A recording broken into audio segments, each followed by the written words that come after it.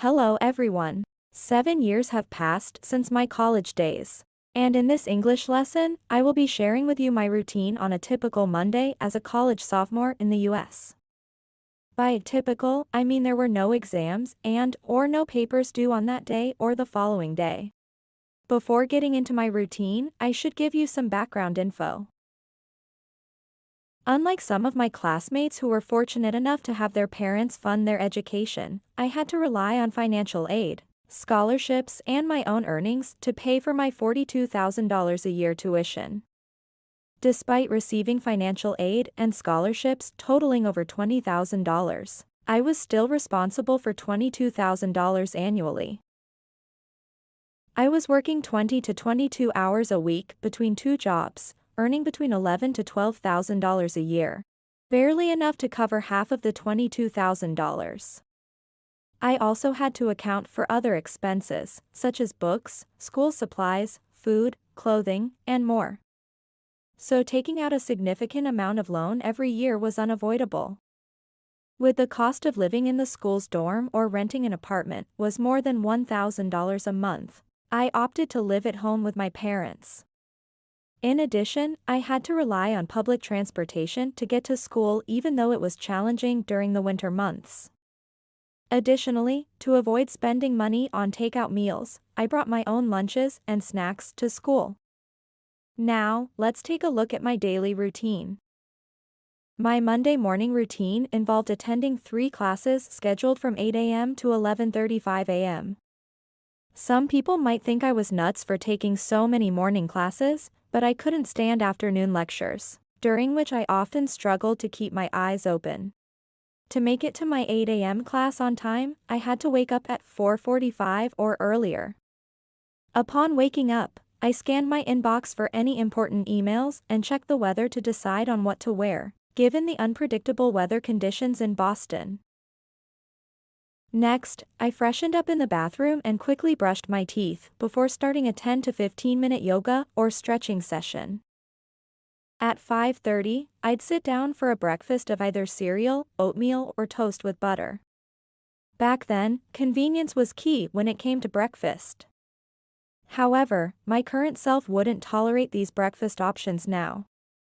I would also have a cup of coffee while catching up on the latest news on my smartphone. After breakfast, at around 6 o'clock, I would begin packing lunch for the day. I usually went for simple options like sandwiches or wraps that could be consumed at room temperature. Fillings such as egg salad, roast beef, and deli turkey were all enjoyable. Then a bottle of chocolate milk to complete the meal.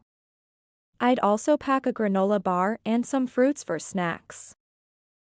At around 6:20, I brushed my teeth again, then brushed my hair, and occasionally tied it up. To make my bed, I only needed to straighten out the duvet and 2 pillows, which took a minute max. Then I would get dressed. If it was winter, I would wear several layers to brave the cold while commuting. Once dressed, I packed my backpack and set off for the day. At around 6:40, I started walking to the main road to catch a bus that would take me to a train station. I had to change trains once before finally reaching the college campus. During my commute, I often listened to audiobooks to make good use of the time and sometimes even dozed off. If there weren't any transportation delays, I'd make it to campus at around 7:50, with ample time to walk to my first class. The second and third classes then followed.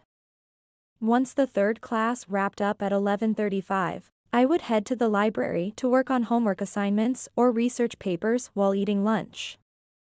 Sometimes, I'd take a brief break by watching a couple of music videos. Then at 1:45, I would pack my things up and make my way to my work-study job near the school. Work-study is a federal program to help provide jobs for students with financial needs. I worked at the Boston Museum of Fine Arts Library from 2 p.m. to 5 p.m. on Mondays. Since the library was close to a Whole Foods, I would often stop there to pick up some fruits and anything interesting that was on sale after work.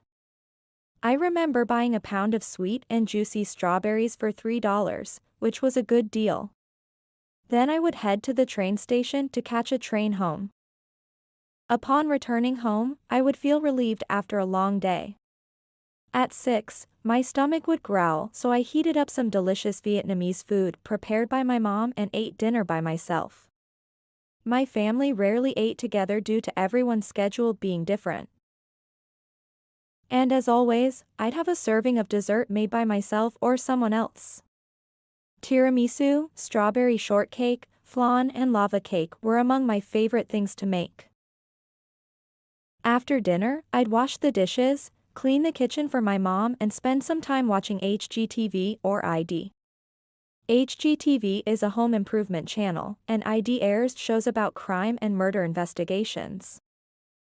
Around 8 o'clock, I would take a shower, then make my way to my room to fold the laundry that I had washed the day before.